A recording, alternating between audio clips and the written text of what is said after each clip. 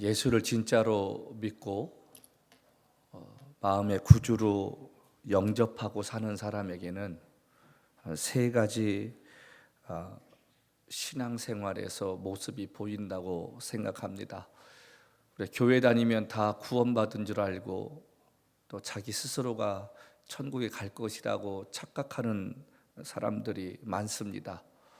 그래서 아내의 다리를 붙잡으면 천국 가겠지 하시는 농담하시는 분도 계시지만 구원은 개별적인 것입니다. 개인적으로 내가 주님을 영접하고 정말 예수님 앞에 내가 바르게 사는 삶의 모습이 되지 않으면 우리도 구원받지 못하고 지옥에 갈 수 있다는 사실입니다. 그러면 이 세 가지가 무엇일까? 여러분들 한번 스스로 이 말씀을 한번 생각해 봤으면 좋겠는데요. 첫 번째가 믿음의 열심과 기쁨이 있습니다.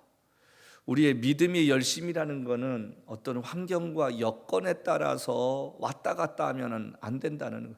내가 기분 좋으면 열심을 냈다가 내 일이 안 되고 낙심되어지면 풀이 죽어서 하던 일도 멈춰버리는 그런 신앙은 올바른 신앙이 아니라는 거예요.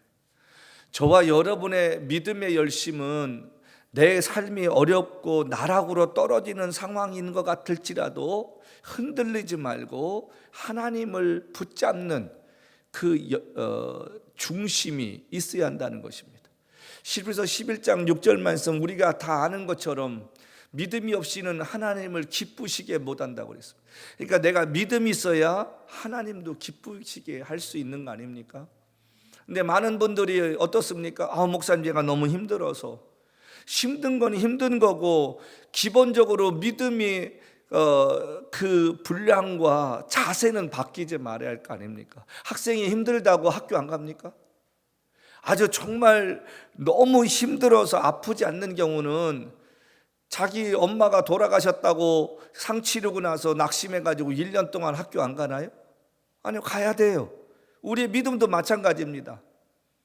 우리의 믿음의 열심은 아까 말씀드린 대로 내가 힘들든 기쁘든 뭐 하든 간에 관계없이 하나님 앞에 드려야 할 마땅한 행위라는 것입니다. 그래서 믿음 없이는 하나님을 기쁘시게 못하나니 하나님께 나가는 자는 반드시 그가 계신 것을 믿으라는 것. 저와 여러분이 힘들고 어려운 상황 속에서도 하나님 바라보려고 애쓰고 나름대로 열심을 내는 이유가 무엇입니까? 하나님이 계시고 하나님이 보고 계시다는 사실을 우리가 인지하기 때문에 그렇습니다. 예수 안 믿는 사람도요, 양심이라는 게 있습니다. 단지 표현하지 않을 뿐이지 악한 사람도 어떤 극한 상황에 다다르면 자기 양심이 살아나요. 내가 잘못하는 것이구나. 흉악한 살인범이라도요, 마지막 사형대 앞에서 자기의 양심을 찾습니다. 근데 저와 여러분은 어떻습니까? 믿음이 있나요? 믿음이라는 게 무엇이냐? 믿음은 맡기는 거고, 믿음은 던지는 거고, 믿음은 하나님께 기대는 것입니다. 비록 내가 힘들고 어렵더라도 하나님이 내 인생 끝까지 지켜보실 것이라는 소망 갖는 것, 그게 믿음입니다. 두 번째로 기쁨입니다. 바울이 빌립보서 있는 말씀처럼 빌립보 교인들에게 자기가 감옥에 있으면서도 하는 말이 뭡니까? 내가 너에게 말하노니 항상 기뻐하라. 주 안에서 항상 기뻐하라. 내가 다시 말하노니 주 안에서 기뻐하라. 세상이 주는 기쁨은 잠시입니다. 세상에서 주는 기쁨은 뭔가 가져야만이 얻을 수 있는 결과물입니다. 그러나 예수 믿는 우리들에게 있는 기쁨은 주님이 우리 마음속에 주시는 것입니다. 그거는 누가 돈 주고 주는 것이 아니라 내가 주님 앞에 나갈 때에 주님이 주시는 선물인 것입니다. 내 삶의 환경은 분명히 어렵고 힘든데 내 마음은 기쁨이 있어요. 믿음 생활하다 보면 한두 번 정도 우리가 깊이 경험해 보는 일인데 아무것도 바뀐 게 없는데 어느 날 기도하고 말씀을 읽는데 왠지 모르게 마음속에서 기쁨이 이렇게 생겨날 때가 있습니다. 그건 주님이 주시는 것입니다. 그래서 믿음의 사람들에게는 동일하게 환경과 여건이 어떻든 간에 기쁨이 있습니다. 가진 것도 없는데, 내일 렌트비 낼 돈도 없는데 우리 안에 기쁨이 있다는 것, 큰 믿음에서만 나오는 결과물입니다. 그래서 돈도 시간도 주를 섬기는데 방해가 되지 않습니다. 내일이 없는 사람처럼 삽니다. 성도들이 믿음 생활하면서 이 믿음의 열심, 기쁨을 잃어버리지 않는 것만큼 중요한 게 어디 있습니까? 이것 잃어버리면 신앙의 슬럼프가 찾아옵니다. 예수 믿어야 뭐해? 기도해가지고 뭐해? 11조 낸다고? 무슨 복이 있는데? 뭐 새벽기도 나오라고 해서 갔더니 뭐 되는 게 뭐가 있어야지? 다 사귄 것 같은데, 이런 마음 드는 순간부터 그의 믿음은 잘하지 않습니다.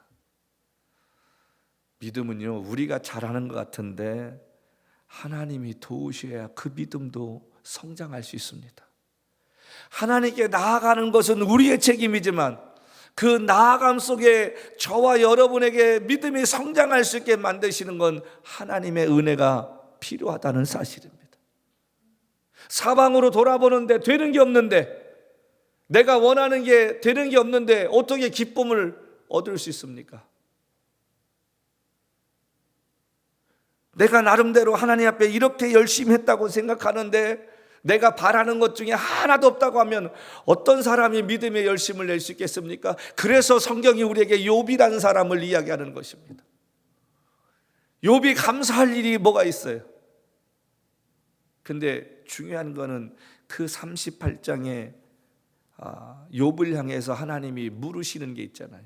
너는 산의 대장부처럼 허리를 동이고 그 다음에 무릎을 꿇고 내가 지금부터 질문하는 거에 대해서 네가 대답을 해보라. 천지창조부터 시작해서 악어가 지어진 일부터 해서 쭉 얘기할 때 너는 이거 아느냐 쭉 얘기했을 때 나름대로, 여러분 그 앞에까지 욥의 고백이 무엇입니까? 나는 나름대로 하나님 앞에 신실하게 살았다고, 나름대로 내가 죄 없이 살았다고, 나름대로 내가 하나님 앞에 기쁘게 하려고 하는 삶을 살았는데 왜 내게 이런 고통을 주십니까? 그가 항변하는 이야기입니다. 우리 이야기일 수 있잖아요.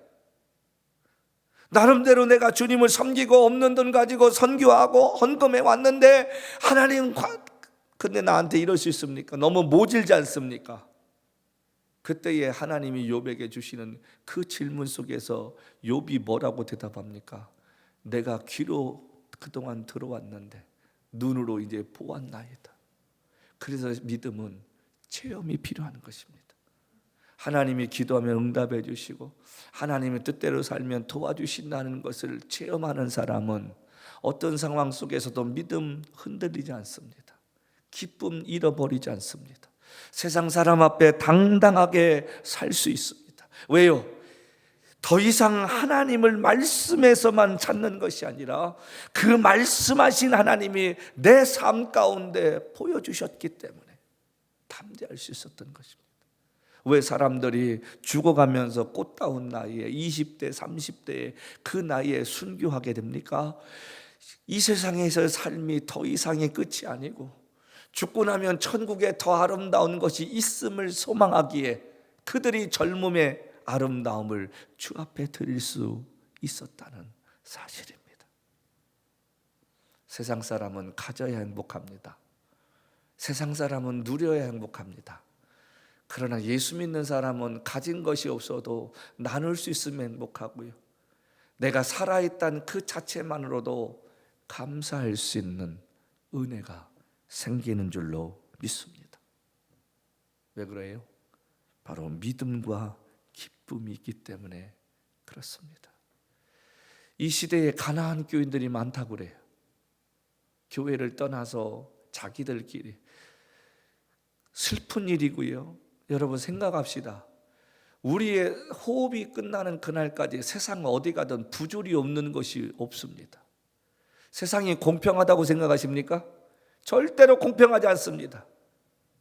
세상은 원래부터 불평등합니다. 아무리 열심히 해도 안 되는 사람이 있어요. 아무리 신실하게 살려고 해도 안 되는 사람이 있어요. 그런데 어떤 사람은 부모 잘못 만나서 다이아몬드 자식으로 태어나고 그래서 한평생 원 없이 누리며 사는 인간들 보면 속이 뒤집히고 우라가 치밀어 화병 날 때 한두 번입니까? 그래서 예수가 필요한 것입니다. 이 땅에서는 불공평한 삶을 살았다 할지라도 하나님 나라는 공평한 나라이기 때문에 내가 이 땅에서 가진 것 없어도 하나님 바라보고 말씀대로 살면 이 땅에서의 그 불공평함이 천국에 가서는 여러분 사라지기 때문에 믿음이 필요한 것이고 하나님을 붙잡는 그 가치가 있다는 것인 줄로 믿습니다. 세상이 여러분 공평하기를 기대하지 마십시오. 세상에 부조리가 없어지기를 여러분 기대하지 마십시오. 세상은 이것이 해결되면 또 다른 이것이 있어서 죽을 때까지 우라통 터지고 화병 생길 우리 주위에 많습니다. 그래서 주님 세상적인 눈은 감게 하시고 믿음의 눈을 뜨게 하시되 잘 살고 잘난 놈들이 내가 보기에 억울해 보이는 게 아니라 그들이 예수가 없으면 불쌍히 여길 수 있는 연민의 마음을 갖게 하소서. 그게 우리의 모습이 되어야 되지 않을까요? 두 번째로는 예수를 영접하고 사는 사람은 삶의 자세가 세상 사람과 다릅니다. 좀 더 쉽게 이야기하면 예수를 믿고 사는 사람은 말씀 따라 살려고 애를 씁니다. 여러분 생각해 보십시오. 이 시대에 예수 믿고 나서 하나님 두려워할 줄 아는 마음이 생겨서 말씀대로 세상 속에서 살아보십시오. 불이익이 더 많습니다. 손해보는 게 더 많습니다. 그런데 그럼에도 불구하고 저와 여러분이 세상 속에서 그렇게 살 때 누군가 나의 삶의 모습을 바라보고 그 모습 속에서 변화될 수 있기 때문입니다. 오늘 저와 여러분이 이 땅에 살면서 하나님을 두려워하고 하나님 말씀 따라 사는 이유가 무엇입니까? 상 주실 하나님이 계시기 때문에 그렇습니다. 저와 여러분들이 행한 대로 네가 세상에서 억울하게 사는 줄 알아. 그래도 네가 말씀 따라 살았으니 훗날 내 나라에 왔을 때에 내가 너에게 줄 상을 기대해 보라. 그거 하나 믿고 사는 거 아닙니까? 제가 시간 있을 때마다 말씀드린 대로 언제부턴가 계속 제 입가에서 맴도는 찬양이 주가 맡긴 모든 역사 그 3절에 이 세상을 일찍 떠난 사랑하는 친구들 내가 올 줄 기대하고 있겠네. 저희들과 한 소리로 찬송 부르기 전에 먼저 사랑하는 주의 얼굴 배우리. 여러분이 이 땅에 살면서 저와 여러분 억울한 일이 얼마나 많나요? 여러분 우리 교회 보십시다. 우리 교회 작은 성도들이지만 나름대로 우리가 어려움이 있으면 도우려고 애쓰고 우리에게 주어진 일 가지고 최선 다해요. 근데 우리가 부흥을 위해 기도하는데 우리 뜻대로 갑자기 500명, 1000명 되지 않습니다. 14년을 그렇게 부르짖고 살아도 하나님이 주시지 않는 부분도 있습니다. 인간적으로 억울하잖아요. 다 때려 엎자, 뒤집어 엎고 그만두자라고 할 수 있습니다. 그럼에도 불구하고 오늘 우리가 이 아침에도 예배드리는 이유가 무엇입니까? 아직 주님이 그렇게 하라고 하지 않았기 때문에 순종하고 걸어가라는 거예요. 우리의 생각과 하나님의 생각은 다르기 때문입니다. 세상적으로 보면 손해 아닙니까? 세상적으로 보면 미친 짓 아닙니까? 결과도 없이 잘 된다는 보장도 없이 언제까지 우리가 이렇게 살아야 되나 생각할 수 있습니다. 저도 언제까지 이렇게 목회해야 되나? 남들처럼 화려하고 남들처럼 많은 교인들 모든 목사의 로망이고 꿈이잖아요. 그럼에도 불구하고 감사함으로 예배할 수 있는 게 무엇입니까? 하나님이 각자에게 주신 그릇과 달란트가 다르기 때문에 그런 거예요. 제가 한국교회 갈 때마다 부럽기도 하고 어떤 때는 속상하기도 한 이유가 뭐냐면 웬만한 한국교회 가보십시오. 웅장합니다. 그 다음에 목양실 가도 세상에 웬만한 아파트 거실 평수보다 넓은 데도 있어요. 집회 가보면 목사님 대우받는 거 보면 나는 뭐하고 살았지? 한 시대 저 사람과 같이 사는데 저분은 뭐가 잘나서 하나님이 이렇게 큰 교회 맡기시고 나는 그렇지 않을까? 자격지심 가질 수 있잖아요. 근데 저는 감사하게도 목회하면서 지금까지 30년 넘게 한 번도 제 마음 가운데 성도가 적고 교회가 작고 개척교회 할 때도 마찬가지고 제가 자격지심 느낀 건 한 번도 없었던 것 같아요. 그건 제가 하나님 앞에서 자신 있게 말할 수 있습니다. 왜냐하면 전 처음부터 내 그릇은 이런가 보다, 그리고 내 사역은 또 이런가 보다, 그러다 보니까 그냥 내가 잘하는 거 하면 되지, 그냥 내게 주어진 일에 최선 다하면 되지.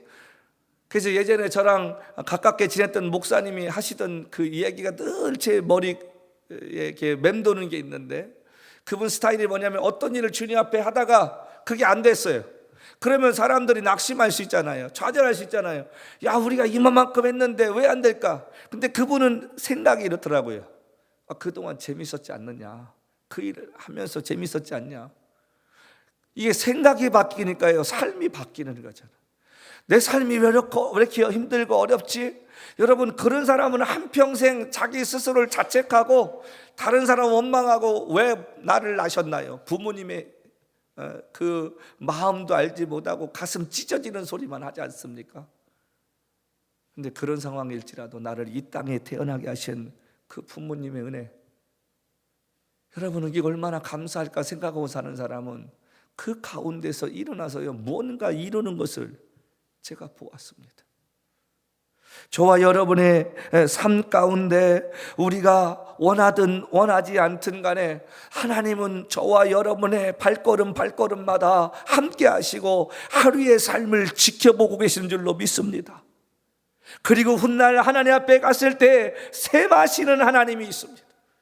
큰 교회는 한 달에 10,000불씩 선교비 보낼 수 있는 능력이 있는데 우리 교회는 한 달에 500불밖에 못한다. 여러분, 그럴지라도 하늘나라에 가서는 그것이 저는 10,000불에서 더 컸고 500불에서 더 작았다, 그렇게 생각하지 않습니다.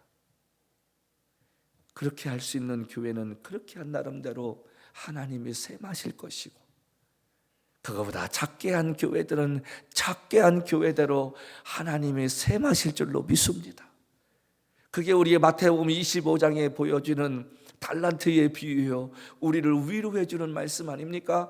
세상은 5달란트 가진 사람이 5달란트를 남겼을 때 그 사람이 2달란트 남긴 사람보다 더 월등하고 승리자라고 말합니다.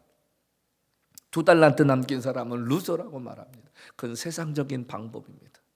하나님 앞에서는 5달란트 남긴 사람이나 2달란트 남긴 사람이나 충성된 사람이라는 거예요. 그릇이 다르기 때문에 그렇습니다. 남들을 부러워하고 다른 환경에 의해서 내게 주어진 환경이 여러분 슬프다고 느끼지 마십시다. 하나님 앞에서 내게 주어진 달란트가 하나라면 그 하나를 붙잡고 최선 다하다 살다 보면 하나님 앞에서는 날 그로 인하여 칭찬받고 상 받을 줄로 믿습니다. 삶의 자세를, 가치를 다르게 보십시다. 제가 미국의 수많은 교회를 예전에 다니면서요, 돈이 많은 사람들이 목사님 저 돈 때문에 너무 행복합니다, 그렇게 얘기하시는 분은 한 번도 못 들었어요. 참 공평하잖아요, 세상은. 오히려 목사님 저희 힘들지만 저희 가족들이 이렇게 지내고 있는데 이 얼마나 행복한지 모릅니다. 네. 많이 가진 사람은 지켜야 할 게 많고 잃을 게 많지만 적게 가진 사람은 잃을 것도 별로 없어요. 그러면 하는 말 있잖아요, 목사님 그럴지라도 그렇게 해보고 싶다고 하시는 분 얼마나 많은지. 네?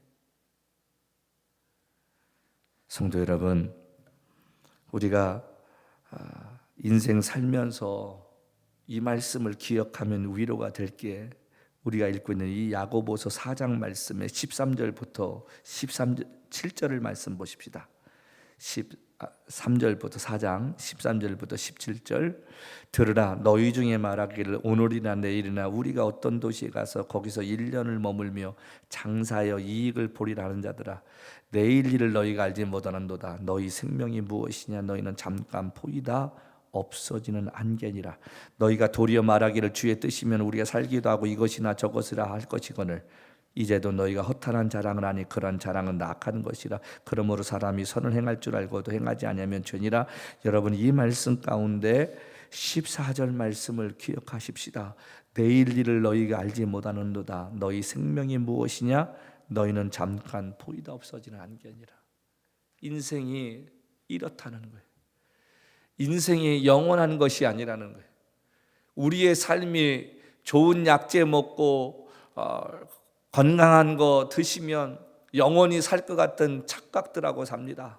그래서 지금도 사람들은 얼굴에 좋은 거 찍어 바르려고 하고 몸에 좋은 거 들이마시려고 합니다. 그러면 오래 살 것처럼 생각합니다. 그럴지라도 그 인생 끝이 반드시 찾아오는데, 저와 여러분이 첫 번째는 인생이 짧다는 것이고, 두 번째는 선을 행하는 그것이 아름답다는 거예요.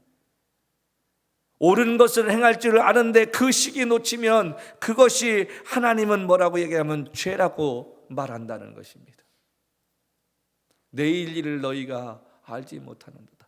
저는 이 말씀을 83년도 12월 3일 날 직접 경험했다는 거죠. 제 친구에게, 저도 신앙 좋지 않았는데 그때 무슨 정신으로 예수 믿으라고 했는지, 오늘 저녁에 예수 안 믿으면 죽을 수 있다 했는데 정말 그 친구 그 밤에 죽어버렸습니다. 우리의 삶이 세상에서 왕따 당할 수 있습니다. 하나님 말씀 따라 살다 보면 그렇게 될 수 있습니다. 근데 중요한 것은 저와 여러분의 하루하루의 삶이 주님 앞에서 그렇게 보여지는 삶이라면, 그럴지라도 우리의 삶이 올바르게 잠시 유익과 편안함을 위해서 내 양심을 속이는 자가 아니라 하나님 계시다는 사실을 깨닫고 사는 삶의 자세가 필요할 줄로 믿습니다. 세 번째가 그날을 생각하며 산다는 것입니다. 우리 모든 인생은 언젠가 반드시 죽습니다. 근데 그 죽음 뒤에 있을 심판을 생각하지 않고 있다는데 문제가 심각하다는 거예요. 지난번에 한국에 갔더니요, 한국의 문화가 달라진 것 중에 하나가 검정색 양복 찾기가 너무 힘들다는 거예요. 제가 지금 입고 있는 이 양복이 검정색처럼 보이는데 짙은 곤색입니다. 그 예전에는 가장 흔해 빠진 게 검정색 양복이었는데, 제가 이제 검정색 양복이 좀 하도 오래돼서 이번에 한국 나갔다 오면서 하나를 구입할까 해서 입던 브랜드를 찾았는데요, 없다는 거예요. 그게 왜 없냐? 그랬더니 이게 상복이라고 인식이 돼서 잘 안 입는다는 거예요. 요즘은 곤색 위쪽으로 옷을 이렇게 만든다는 거예요. 근데 제가 이렇게 가끔 장례식에 가서 이 옷을 입으면 검정색 가운데 아닌 것 같은데도 표가 나길래 좀 바꿨으면 해서, 작년에 한국에 나갔다 여름 하복은 정말 어렵게 제가 검정색을 골랐는데 못 살까 봐 아예 두 벌을 사가지고 왔어요. 더 떨어지면 제가 죽을 때까지 다 입고 갈지 모르겠습니다만은.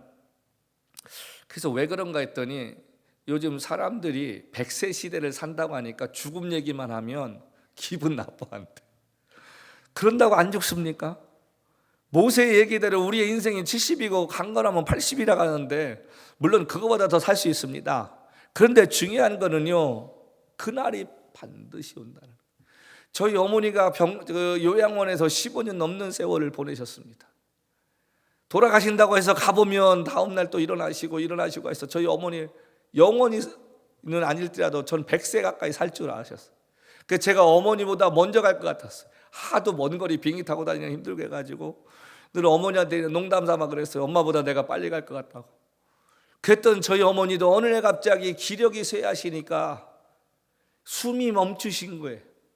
병이 들어서 가신 게 아니라, 물론 치매가 있지만 그건 둘째치고 자가 호흡할 수 있는 기력이 쇠하시니까 잠시 사람이 옆에 있다가 화장실 갔다 온 새에 그냥 가버리시는 거예요. 그게 인생입니다. 그래서 아까 앞에 얘기했잖아요. 아침에 너 생명이 무엇이냐 잠깐 보이다 없어지는 안개지라. 안개 새벽기도 나올 때 안개 낀 날 이렇게 와보다가 새벽기도 끝나고 조금만 지나면 안개가 언제 그런 듯이 없어집니다. 나는 아직 젊으니까 여러분 요즘 보십시오. 5명에 3명 이상이 암으로 갑니다. 여자분들의 대부분은 자궁암이나 또 유방암으로 세상을 떠나십니다. 남자들은 전립선이나 아니면 간암 쪽 이쪽으로 가시는 분들이 점점점 많아집니다. 내가 아무리 건강관리한다 할지라도 하나님이 부르시면 가야 되는 게 우리의 인생인데 많은 분들이 그걸 준비하지 않고 산다는 것입니다. 근데 문제는 죽음으로 끝나면 얼마나 좋습니까?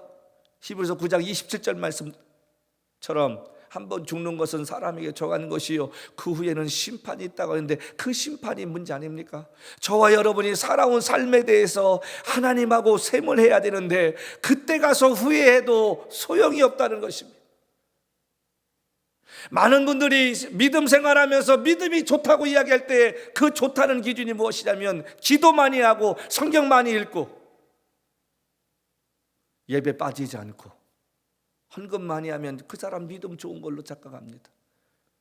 제가 언제부턴가 달라졌습니다. 정말 그 사람이 믿음이 있다라고 얘기하면 어떤 사람일까? 바로 사랑을 행하는 사람입니다. 내 마음에 들지 않아도 안타까운 마음 가지고 주님의 눈으로 바라보면서 그를 끌어안을 수 있는 용기가 있는 사람, 그 사람이 믿음 있는 사람입니다. 왜냐하면 주님이 우리에게 보여준 사랑의 결정체는 당신의 몸을 아낌없이 우리에게 주었다는 것입니다. 근데 우리는 아직도 내가 좋아하는 사람 좋아하고 내가 싫어하는 사람 싫어하고 마음에 안 드는 사람은 연락하기도 싫은 거예요. 근데 어느 날 하나님 앞에 섰을 때 물으실 날이 있지 않겠습니까? 너 그때 왜 그러냐? 주님 제 마음에 안 들었습니다. 제게 상처 줬습니다. 저하고 인간관계 끊었던 인간입니다. 어떻게? 그러면 주님 뭐라 하시겠습니까? 나는 너를 위해 십자가에서 물과 피까지 다 흘렸는데 변명되겠습니까? 성경 많이 읽는 거요? 기도 많이 하는 거요? 예배 많이 드리는 거? 그거 믿음 있는 거 아닙니다.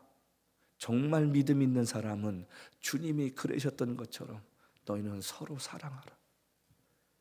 내 마음에 안 들더라도 그 사람을 사랑할 수 있는 사람. 그래서 내가 이 땅을 떠날 때는 내 안에 정말 미워하는 사람 없이 끌어안고 갈 수 있는 그 사람이 믿음 있는 사람입니다. 우리의 삶이 윤택해지면 믿음 생활 잘할 것이라고 착각합니다. 우리의 믿음은 아까 말씀드린 것처럼 환경 따라서 바뀌는 것이 아니라 십자가를 바라볼 때 거기서 주님의 마음을 느낄 수 있고 하나님이 내게 원하시는 것이 어떤 길인가가 보여지게 될 줄로 믿습니다. 로마서가 믿음을 강조한다면 우리가 읽고 있는 이 야고보서는 우리 신앙의 행위를 강조합니다.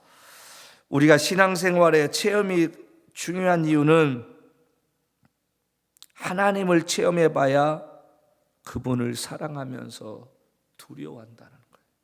뭘 두려워합니까? 저와 여러분의 말과 행동이 두려워지게 됩니다. 7절 말씀 함께 보십시다. 그러므로 형제들아 주께서 강림하시기까지 길이 참으라. 보라 농부가 땅에서 나는 귀한 열매를 바라고 길이 참아 이름 위한 늦은 비를 기다린다. 야고보는 지금 뭐라고 했냐면은 주님이 다시 오시기까지 참으라. 어렵고 힘들어도 믿음 지키고 가라. 그러면서 농부를 비유를 하면서 귀한 열매를 바라지 않습니까? 논에다가 씨를 뿌리고 밭에다가 씨를 뿌린 사람은 추수할 것에 대한 기대감을 갖는데 이스라엘은 우리하고 좀 이게 좀 다릅니다. 농사 짓는 게 우리는 봄에 뿌리잖아요. 근데 이스라엘은 11월 달에 씨앗을 뿌립니다. 그래서 그 11월 달에 씨 뿌리고 봄에 수확하는데 이른 비는 10월에서 11월 달에 오는 걸 말하죠. 그 다음에 4월 달에서 5월 달에 오는 비가 늦은 비입니다. 그러니까 내가 뿌린 씨앗에 대해서 열매를 맺으려면 적어도 6개월 이상 기다려야 되는데 예전에 우리 한국 시대 사회는 유교동란 끝나고 60년대 저는 태어나기만 했지 모르지만 보릿고개라는 게 있었습니다. 겨울에 그 봄에 뿌릴 씨앗을 먹어버리면 그 다음에는 농사질 게 없는 거잖아요. 근데 사람들이 어떻게 해요? 지금 굶어 죽으니까 당장 먹자. 그래서 먹고 났더니 봄에 씨앗 뿌릴 게 없어서 가을에는 거둘 게 없는 거예요. 농부가 씨앗을 뿌려놓고 열매를 거두기까지 얼마나 그 태풍이 올까 또 병충해가 올까 나름대로 고민하며 살겠습니까? 그 마음이 얼마나 답답할 수 있겠어요. 우리가 주님을 기다린다는 것, 예수님 2000년 전에 오신다고 했는데 지금까지 안 오시잖아요. 그러니까 사람들이 낙심하고 에이 다 사기인가 봐 그만둬야지 이런 분들도 많다고요. 시험을 치르고 그 합격이냐 불합격이냐 결과를 한 달 동안 기다리는 수험생의 그 마음은 오죽하겠습니까? 노는 게 아니잖아요. 근데 지금 야고보는 뭐라고 이야기하냐면 참으라는 거예요. 인내함을 가지라 그런 말입니다. 인생 살다 보면 어려움이 있고 낙심할 일들이 얼마나 많습니까? 고민스럽고 시험 될 때가 있고 각자 경험해 보잖아요. 내 인생 어떻게 될까? 여기서 이렇게 계속 있어야 할까? 아니면 뭐라도 해야 될까? 얼마나 많은 고민을 해요. 그런데 지금 뭐라고 합니까? 참으라는 거예요. 그냥 참습니까? 아니요. 그 인내함 속에서 하나님 앞에 기도를 해야 할 거 아니에요. 제가 이번에 필리핀 갔다 오고 나서 좀 달라진 게 뭐냐면 하나님이 새벽에 좀 일찍 깨우세요. 그래서 침대맡에 앉아서 혼자 쭈그려서 이런저런 기도를 하고 있습니다. 근데 제가 요즘 받는 은혜가 뭐냐면 하나님이 나를 깨우셨을 때는 분명히 무슨 뜻이 있을 텐데 하나님 그 뜻이 무엇이냐고 묻는데 마음의 평안함이 찾아옵니다. 성도 여러분, 성경은 지치지 말고 인내하며 선한 싸움을 싸우라고 말합니다.